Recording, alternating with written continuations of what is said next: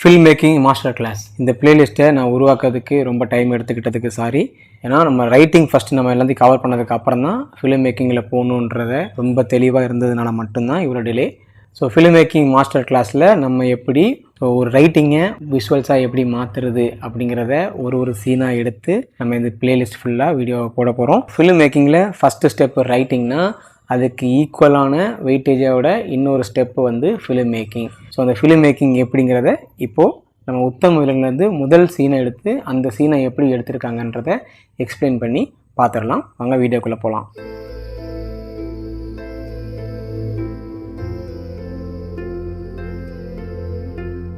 So உத்தம வில்லனில் first சீனே என்னென்னா, ஒரு உச்சபட்ச நடிகர் வந்து ஒரு மால்குள்ளே என்ட்ரி ஆகிறாரு அவரோட படத்தோட ப்ரீமியர் ஷோக்காக. அதுதான் வந்து ரைட்டிங். ஸோ ரைட்டிங்கில் நீங்கள் வந்து எக்ஸ்டீரியர் இன்டீரியர்னு போட்டு அந்த லொக்கேஷன் மால்னு போட்டுருவீங்க, நைட்டுன்னு போட்டுருவீங்க. அதுக்கப்புறம் ஆக்ஷன் எழுதுவீங்கல்ல, இந்த ஆக்ஷனில் இவ்வளோ தான் இருக்கும். மனோரஞ்சன் அப்படின்ற நடிகர், உச்சபட்ச நடிகர் வந்து ஒரு மால்குள்ளே என்ட்ரி ஆகி அவரோட ப்ரீமியர் ஷோக்குள்ளே போகிறாரு அப்படிங்கிறது தான் அந்த சீன். இப்போ இந்த ஆக்ஷனை வந்து நீங்கள் காமிக்கிறதுக்கு நிறைய செலவு பண்ண வேண்டியது இருக்கும். அது எப்படிங்கிறத நம்ம இப்போ பார்க்கலாம்.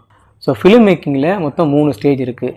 எப்படி நம்ம ஸ்க்ரீன் ப்ளே ரைட்டிங்கில் 10 ஸ்டேஜ் இருக்குது அப்படின்னு சொன்னோமோ அதே மாதிரி மேஜராக இந்த 3 ஸ்டேஜ் இருக்குது. இந்த ஸ்டேஜுக்குள்ளே நிறைய சப் ஸ்டேஜஸ் இருக்குது. அதெல்லாம் நம்ம ஒரு லெவலாக நம்ம கவர் பண்ண வேண்டியது இருக்கும். நம்ம போக போக அதை பற்றி நம்ம நிறைய பேசலாம். அந்த மேஜர் ஸ்டேஜ், அந்த 3 ஸ்டேஜஸ் என்னென்னு பார்த்தோன்னா, ஃபஸ்ட்டு வந்து ஸ்டோரி வேர்ல்டு. இதுக்கு முன்னாடி ரைட்டிங்கில் நம்ம ஸ்டோரி வேர்ல்டை பற்றி நிறையா பேசியிருப்போம். அந்த ரைட்டிங்கில் என்னெல்லாம் எழுதணுமோ அதெல்லாம் ஃபிலிம் மேக்கிங்கில் கொண்டு வரது அவ்வளோ கஷ்டமான ஒன்று. அதை பற்றி நம்ம டீட்டெயிலாக பேசுவோம். இதுதான் ஃபஸ்ட்டு ஸ்டேஜ், ஸ்டோரி வேர்ல்டு. 2வது ஸ்டேஜ் வந்து ஸ்டேஜிங் அண்ட் பிளாக்கிங். ஸோ நீங்கள் வந்து அந்த வேர்ல்டுக்குள்ளே இருக்கிற பொருட்களோ இல்லை மக்களோ எப்படி நீங்கள் வந்து என்ன பொசிஷனில் வைக்க போகிறீங்க அப்படிங்கிறத நீங்கள் எழுதணும். அதுக்கப்புறம் அதை மேக் பண்ணணும். மேக் பண்ணுறதுனா சும்மா சாதாரணமாக கிடையாது. ஒரு பொருளை நீங்கள் வாங்கி வைக்கணும், இல்லைனா செய்யணும். அதுக்கு கார்பென்ட்ரி ஒர்க் இருக்குது, ஃபிட்டிங், வெல்டிங், நிறைய டிபார்ட்மெண்ட் வேலை செய்யும். அந்த மாதிரி மனிதர்கள்னால் நீங்கள் டெய்லி வேஜஸ் கொடுக்கணும். அப்படி இல்லைனா சேலரி பேசி அவங்கள கூப்பிட்டு வரணும். அவங்கள வந்து அந்த என்ன பொசிஷனில் நிற்க வைக்கணும். அது ஒரு நாள் ஃபுல்லாக நடந்துச்சுன்னா அதுக்கு ஒரு காசு, அடுத்த நாள் போச்சுன்னா அடுத்த காசுன்னு நிறைய பெரிய செலவுகள் அங்கே இருக்குது. அதுக்கு அடுத்தது 3வது ஸ்டேஜ், ரொம்ப முக்கியமான ஸ்டேஜ் என்னென்னா ஆக்டிங் அப்படின்னு சொல்லிக்கலாம். அதாவது நம்ம ஸ்க்ரீன் ப்ளே ரைட்டிங்கில் பார்த்திங்கன்னா அந்த ஃபஸ்ட்டு வந்து ஒரு இன்டீரியர் எக்ஸ்டீரியர் இல்லைன்னா லொக்கேஷன் போட்டு டேவா நைட்டான்னு போடுவோம்ல, அது வந்து ஸ்டோரி வேர்ல்டுனா. அதுக்கு அடுத்தது மெயின் பார்ட் வந்து ஆக்ஷன். அந்த ஆக்ஷன் நம்ம எழுதுவோம், என்ன நடக்குதுன்னு எழுதுவோம்ல. அது என்ன நடக்குதுன்னு எழுதும் போதே நீங்கள் ஆக்சுவலாக பொசிஷனையும் சேர்த்து நீங்கள் ஃபிக்ஸ் பண்ணி தான் எழுதுவீங்க. உங்களை அறியாமையே நீங்கள் ஃபிக்ஸ் பண்ணுவீங்க. ஸோ அந்த பொசிஷனை நீங்கள் வந்து டைரக்ட் பண்ணணும் கரெக்டாக. அதுதான் உங்களோட விஷுவல் கெப்பாசிட்டியை பொறுத்து. ஒரு டேரக்டராக இருந்தால் அதுதான் நீங்கள் வந்து கரெக்டாக விஷுவலைஸ் பண்ணி அதுக்கான விஷுவலைசனுக்காக தான் நீங்கள் டேரக்டே பண்ணுறீங்க. That's why we are called directors. நம்ம டைரக்ட் பண்ணுறோம், ஓகேங்களா. இந்த வேர்ல்டை உருவாக்குறதுக்காக நம்ம டைரக்ட் பண்ணுறோம். அதுதான் ரொம்ப ரொம்ப முக்கியமாக நீங்கள் தெரிஞ்சிக்க வேண்டிய அந்த தாட் ப்ராசஸ், மைண்ட் செட் எல்லாமே.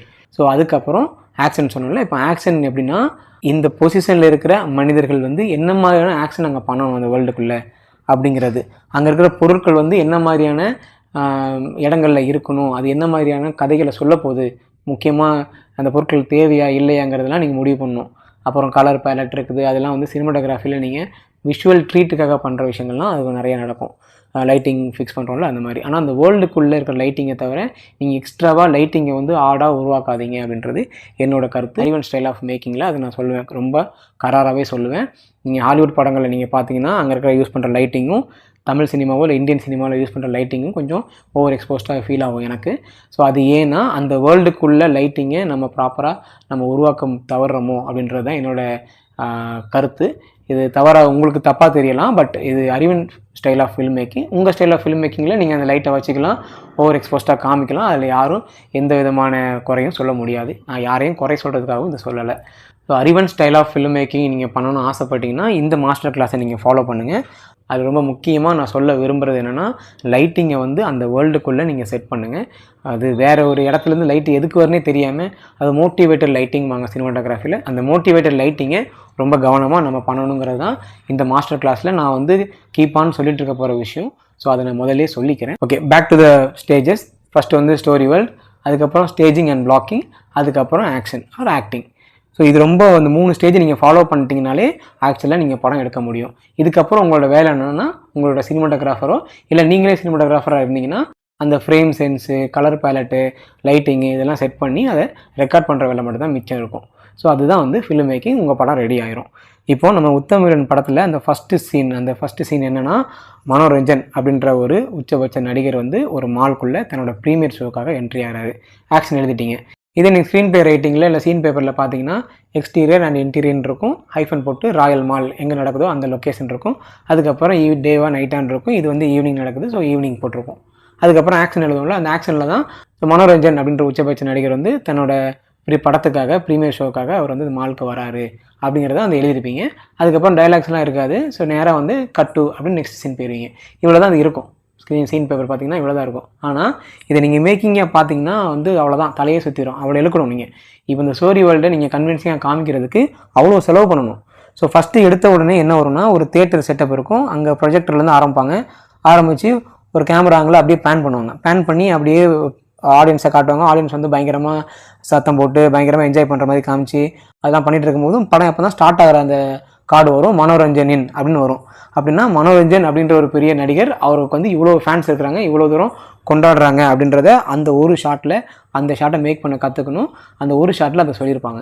இப்போ அந்த சீனை இந்த ஷாட்டை வந்து நம்ம எழுதலை. ஆக்சுவலாக நீங்கள் எழுதவும் செய்யலாம். ரைட்டிங்கில் அவ்வளோ சூப்பராக நீங்கள் எழுதுனா கூட எழுதலாம், தப்பே கிடையாது. ரொம்ப நுணுக்கமாக கூட நீங்கள் ஆக்ஷன் எழுதலாம், எந்த தவறும் கிடையாது. பட் ஆனால் அந்த ஒரு வரியில் எழுதினாலே போதுமானது, அது உங்களுக்கு புரிஞ்சிடும். அதுக்கப்புறம் நீங்கள் டைரக்ட் பண்ண தெரியணும் அதை ப்ராப்பராக. அதுதான் ஃபிலிம் மேக்கிங்கோட முக்கியமான வேலைகளே.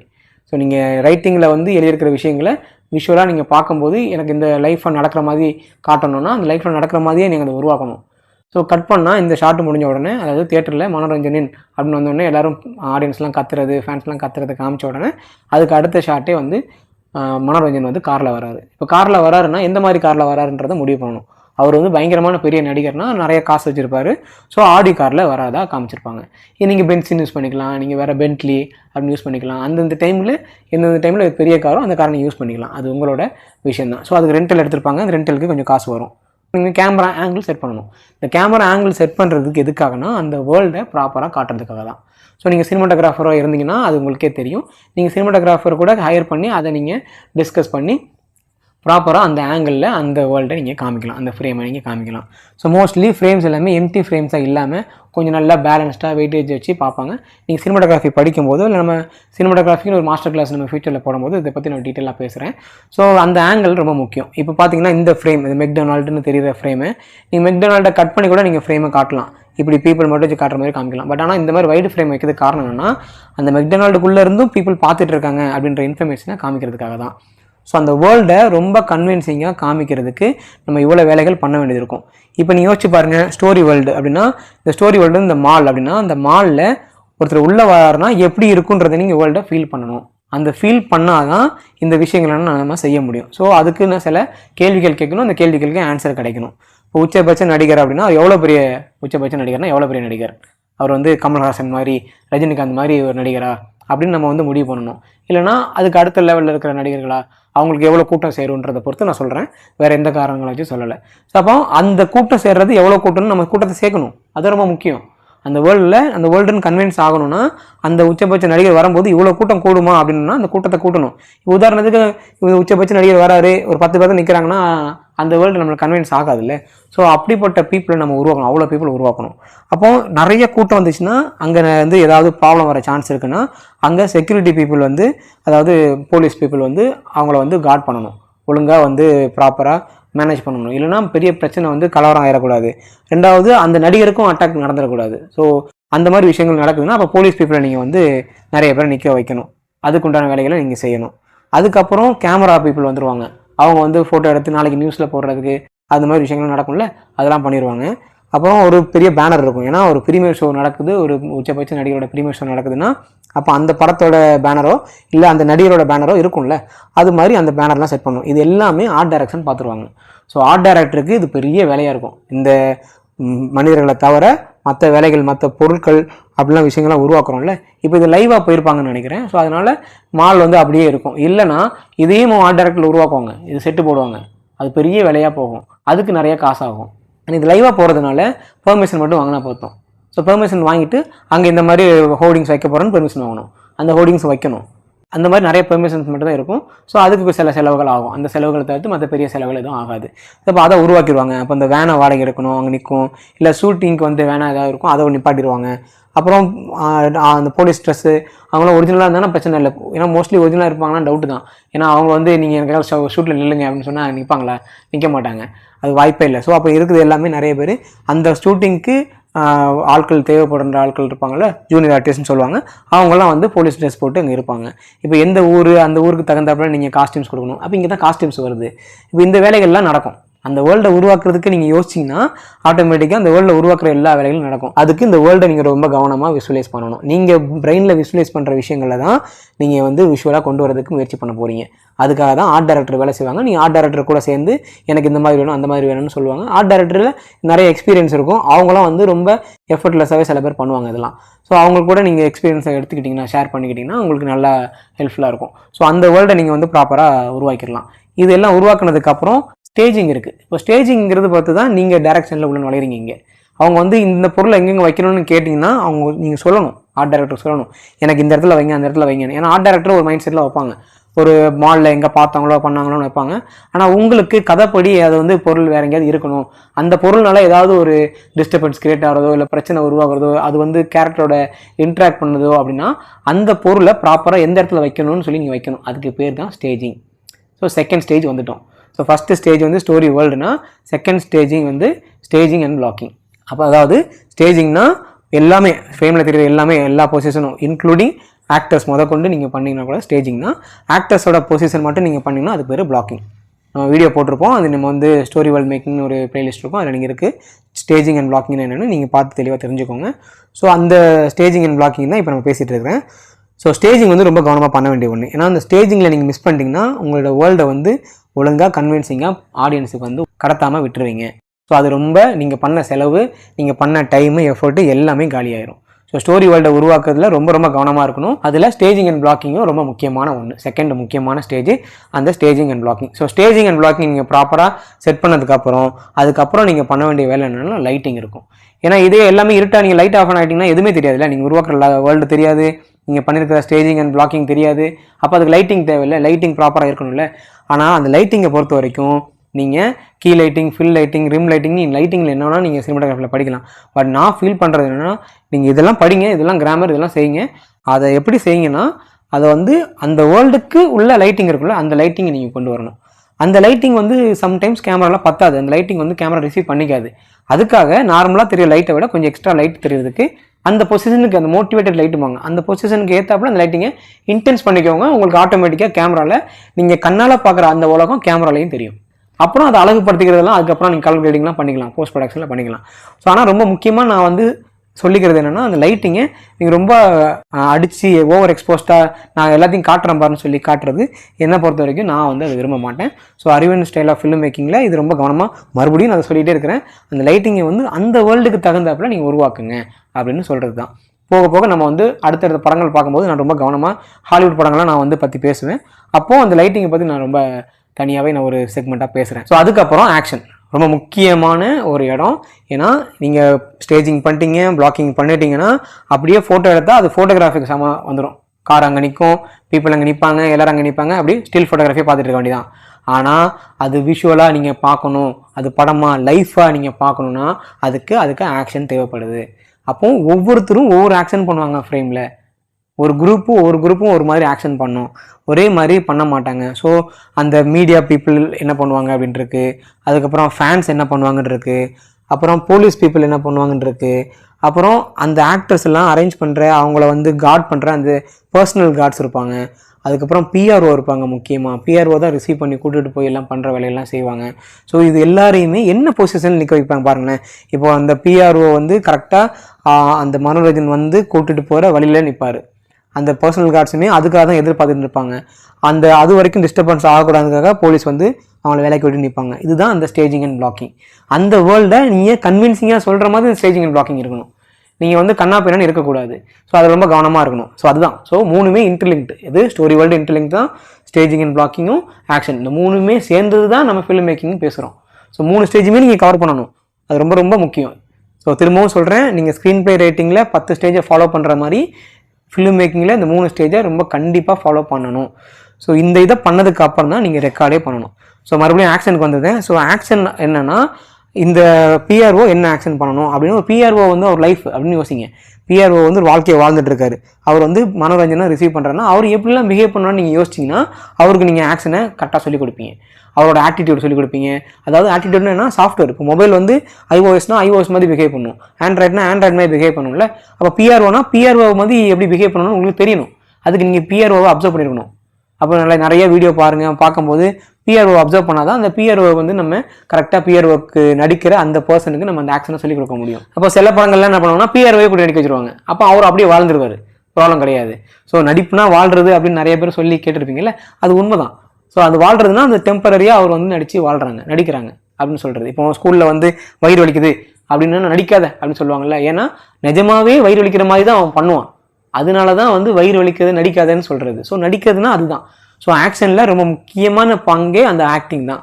அந்த ஆக்டிங்லேயுமே முக்கியமாக யாரை பார்ப்பாங்கன்னா மெயின் கேரக்டர்ஸை பார்ப்பாங்க.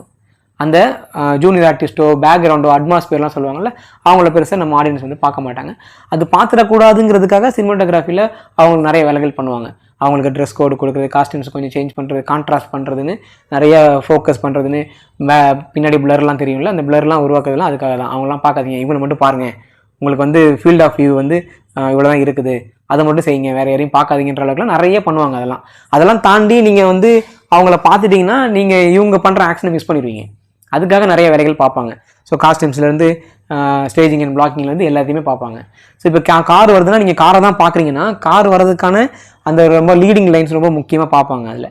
ஸோ அந்த மாதிரி சினிமாட்டோகிராஃபியில் நிறையா இருக்குது. நம்ம சினிமாட்டோகிராஃபி மாஸ்டர் கிளாஸ் பார்க்கும்போது அதை பற்றி இன்னும் டீட்டெயிலாக பார்க்கலாம். ஸோ இப்போ வந்து ஆக்ஷன். ஸோ ஆக்ஷன் வந்து ஒவ்வொருத்தருக்கும் நீங்கள் ஆக்ஷன் சொல்லிக் கொடுக்கணும். சொல்லிக் கொடுத்தா தான் அந்த வேர்ல்டு உங்களுக்கு ப்ராப்பராக நமக்கு வந்து சேரும். ஸோ முழுக்க நான் சொல்கிறது என்னென்னா, அந்த ஸ்டோரி வேர்ல்டை உருவாக்க முயற்சி பண்ணுங்கள். அந்த தாட் ப்ராசஸ்லேயே நீங்கள் எழுதுங்க, மேக் பண்ணதுக்கு முயற்சி பண்ணுங்கள். அப்போ தான் அந்த வேர்ல்டு வந்து பீப்புளுக்கு கன்வின்ஸ் ஆகும். ஓகே, இப்போ அடுத்த ஷார்ட் என்னென்னு பார்த்தா, கார் வந்துடும். கார் நின்று அவங்க வந்து உள்ளே போயிடுவாங்க. உள்ளே போகிறத காமிக்கணும். இப்போ வந்து உள்ளே போகிறத காமிக்கிறதுக்கு முன்னாடி கார் வந்து உள்ளே இறங்குறதுன்னு காமிக்காமல் அவ்வளோ ஆங்கிள்ஸ் பண்ணியிருப்பாங்க. நீங்கள் பார்த்தீங்கன்னா தெரியும். நீங்கள் வீடியோ பார்த்தீங்கன்னா நேராக ஒரு ஆங்கிள் காட்டுவாங்க, அப்புறம் சைடில் ஒரு ஆங்கிள் காட்டுவாங்க, அப்புறம் க்ளோஸ்அப்பில் ஒரு ஆங்கிள் காட்டுவாங்கல்ல. இது எல்லாமே வந்து நீங்கள் பண்ணிக்கலாம், பண்ணாமையும் விடலாம். அந்த ஒரு ஆங்கிள் மட்டும் காமிச்சாலும் எந்த தப்பும் கிடையாது. ஆனால் மல்டிபிள் ஆங்கிள் காமிச்சா அதில் இருக்கிற காம்ப்ளிகேஷன்ஸ்லாம் கொஞ்சம் இருக்கும். அதுக்கப்புறம் நீங்கள் எடிட் பண்ணும்போது அந்த ஃபுட்டேஜில் இதை எடுங்க, இந்த ஃபுட்டேஜில் இதை எடுங்க, இதையும் அடுத்தடுத்து வரணும் அப்படின்னு எடிட்டிங் வேலை இருக்கும். நீங்கள் ஒரே ஃபுட்டேஜ் எடுத்தால் அது தேவைப்படாது. நீங்கள் யோசிச்சுக்கோங்க, அது வந்து கதை சொல்கிறதுக்கு அது ரொம்ப முக்கியமாக தேவையா, இல்லை அந்த வேர்ல்டை கன்வின்சிங்காக பீப்புளுக்கு சொல்கிறதுக்கு தேவையா அப்படிங்கிற விஷயங்களை உங்களோட கால் தான். அது உங்களோட டைரக்ஷன் தான், உங்களோட ஸ்டைல் ஆஃப் மேக்கிங். யாரும் எந்த குறையும் சொல்ல போகிறது கிடையாது. இப்படி தான் பண்ணணும்னு எந்த கட்டாயம் கிடையாது. பட் பேசிக் கிராமர் மட்டும் நீங்கள் தெரிஞ்சுக்கோங்க, அவ்வளோதான். ஸோ கார் வந்து நின்ன உடனே மனோரஞ்சன் கீழே இறங்கி உள்ளே போவார். இப்போ உள்ளே போகிறத நீங்கள் காமிப்பீங்கல்ல, அதுக்கு ஒரு ஆங்கிள் வச்சுருப்பாங்க. அந்த ஆங்கிளை நீங்கள் எடுத்து ஷூட் பண்ணணும். அதுக்கு வந்து மறுபடியும் கேமரா அங்கெல்லாம் எடுத்துகிட்டு வந்து இந்த கேமரா இங்கே செட் பண்ணி அந்த கேமராவில் வந்து இதெல்லாம் நடந்துச்சு அப்படின்னு பண்ணணும். ஸோ பெரிய வேலை அது. ஸோ அந்த பெரிய வேலையெல்லாம் முதல்ல செஞ்சுட்டு அதுக்கப்புறம் குட்டி குட்டி வேலையாக செய்வாங்க.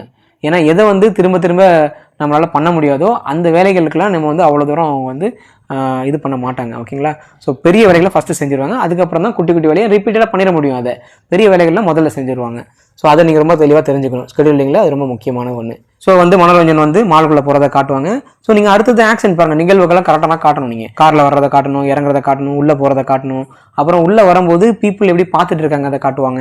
பாருங்கள், அந்த வேர்ல்டை வந்து எந்த அளவுக்கு உங்களுக்கு அழகாக இன்ஃபர்மேஷனாக காட்டுறாங்க பாருங்கள். ஸோ பீப்புள் வந்து எங்கேருந்து மேலேருந்து பார்ப்பாங்க, சுற்றி நின்று பார்ப்பாங்கலாம் இருக்குல்ல, அதெல்லாம் காட்டுவாங்க. அந்த ஆக்ஷன்லாம் நம்ம வந்து தனியாக ஃபுட்டேஜ் எடுத்து வச்சுப்பாங்க. இப்போ அதையும் இதையும் முயற்சி பண்ணணும் எடிட்டிங்கில், அதெல்லாம் பண்ணுவாங்க. அதுக்கப்புறம் மனோரஞ்சன் வந்து எஸ்கலேட்டரில் மேலே ஏறி போகிறாரு. மேலே ஏறி போகிறோன்னே எப்படி பீப்புள் வந்து ரியாக்ட் பண்ணுவாங்க. ஒரு ஃபேன் வந்து ஒரு பேப்பரை வச்சுட்டு ஆட்டோகிராஃப்காக வெயிட் பண்ணிட்டு இருப்பாங்க. அந்த மாதிரி விஷயங்கள், அதுக்கு ஹீரோ எப்படி ரியாக்ட் பண்ணுறன்ற அந்த ஆக்ஷன்லாம் நம்ம காட்டணும். இப்போ இங்கேயுமே இந்த ஃப்ரேம் பண்ணிங்கன்னா இங்கேயுமே அந்த ஸ்டோரி வேர்ல்டு மாலுக்குள்ளே எப்படி இருக்கும், அதுக்கப்புறம் ஸ்டேஜிங் அண்ட் பிளாக்கிங் எப்படி இருக்கும், அதுக்கப்புறம் ஆக்ஷன் எப்படி இருக்கும். இந்த மூணையும் அடுத்த ஷார்ட்லேயும் இப்படி ஒவ்வொரு ஷார்ட்லேயுமே இந்த மூணு அப்ளை பண்ணிட்டே இருக்கணும். ஷார்ட்டுங்கிறது என்னன்னா வந்து ஷார்ட் பீரியட் ஆஃப் வந்து விஷுவல்ஸ் வச்சுக்கோங்க, ஷார்ட்னா. ஸோ அந்த ஷார்ட்டு தான் வந்து இப்போ நம்ம பார்த்துட்டு இருக்கிறோம். ஸோ ஒவ்வொரு ஷார்ட்டாக நீங்கள் மேக் பண்ண போகிறீங்க. இந்த மாதிரி 500 ஷார்ட்டை நீங்கள் மேக் பண்ணிட்டீங்கன்னா உங்களால் 2 மணி நேரம் படம் எடுத்துட முடியும். அதுக்கு அந்த ஷார்ட்டை எதுக்கு மேக் பண்ணுறோம் அப்படின்ற அந்த தாட் ப்ராசஸ் ரொம்ப தெளிவாக தெரியணும். ஸோ ஷார்ட் மேக்கிங்கில் அதை ரொம்ப தெரிஞ்சிக்க வேண்டிய 3 ஸ்டேஜஸ் வந்து இதுதான். ஸோ ஸ்டோரி வேர்ல்டு, அதுக்கப்புறம் ஸ்டேஜிங் அண்ட் பிளாக்கிங், அதுக்கப்புறம் ஆக்ஷன். ஓகேங்களா? அதனால தான் வந்து நம்ம டைரக்ஷன் பண்ணும்போது டைரக்டர் வந்து என்ன பண்ணுவாங்க, ஸ்டோரி வேர்ல்டெலாம் செட் பண்ணதுக்கப்புறம் கேமராலாம் செட் பண்ணதுக்கப்புறம் கேமரா அப்படின்னு சொல்லி கேமரா ரெடி ஆனிச்சுன்னா என்ன அர்த்தம்னா இங்கே ஸ்டோரி வேர்ல்டு ரெடி ஆயிடுச்சு, ஸ்டேஜிங் அண்ட் பிளாக்கிங் ரெடி ஆயிடுச்சுன்னு அர்த்தம். அப்புறம் ரோலிங் சார் அப்படின்னு சொன்ன உடனே ஆக்ஷன்னு சொல்லுவாங்க. ஸோ அந்த ஆக்ஷன் தான் அது ரொம்ப முக்கியமான பார்ட்டு. அதை தான் நம்ம ரெக்கார்ட் பண்ண போகிறோம். ஸோ ஃபைனலாக இந்த ஷாட்டு, ஸோ அவ்வளோ பேர் பீப்புள் நிற்பாங்க. ஒரு ஹை ஆங்கிள் ஷாட்டில் எல்லாரும் பீப்புள் நிற்கும் போது இவர் கையை விரித்து நிற்கிற மாதிரி இந்த ஷாட்டை வந்து போடுவாங்க. அங்கே டேரக்டர் ரமேஷ் அரவிந்த் அப்படின்னு வரும். ஸோ அதுதான் வந்து அந்த ஷாட்டு. ஸோ இப்படி தான் வந்து ஒரு படத்தில் ஒரு ஷாட்டை மேக் பண்ணுறாங்க. ஸோ நீங்களுமே இந்த 3 ஸ்டேஜை ஃபாலோ பண்ணிங்கன்னா எந்த ஷாட்டையுமே மேக் பண்ணலாம். அதுக்கு இந்த 3 ஸ்டேஜையுமே நீங்கள் கொஞ்சம் கவனமாக புரிஞ்சுக்கிட்டு அதுக்கு தேவையான கேள்விகளையும் அதுக்கு தேவையான பதில்களையும் நீங்கள் கொடுத்தீங்கன்னா நீங்கள் வந்து ஒரு ஷாட்டை மேக் பண்ணிடலாம். உங்களால் ஒரு ஷாட்டை மேக் பண்ண முடியுதுன்னா உங்களால் 500 ஷாட்டை மேக் பண்ண முடியும். நீங்கள் படம் பண்ணிட்டீங்க, அவ்வளோதான். ஸோ 2 மணி நேரம் படம் பண்ணுறதுக்கு தேவையான 500 ஷாட்டை மேக் பண்ணுறதுக்கு நீங்கள் கற்றுக்கிறது ஒரே ஒரு ஷாட்டை மேக் பண்ணுறதுக்கு தான். ஓகேங்களா? உங்களுக்கு வீடியோ பிடிச்சிருந்தா லைக் பண்ணுங்கள், ஷேர் பண்ணுங்கள், சப்ஸ்கிரைப் பண்ணுங்கள். உங்களுக்கு ஏதாவது டவுட்ஸ் இருந்தால் கமெண்ட் பண்ணுங்கள். உங்கள் கமெண்ட்ஸ் எடுத்து Q&A வித் அறிவன் அப்படின்ற பிளேலிஸ்ட்டில் ஒரு வீடியோவை போடுவோம். அந்த வீடியோ உங்களுக்கு பிடிச்சிருந்தா லைக் பண்ணுங்கள், ஷேர் பண்ணுங்கள், சப்ஸ்கிரைப் பண்ணுங்கள். நன்றி. சகாவரம் போல் சோகம் கேளாய் மன்னா தீராக்கர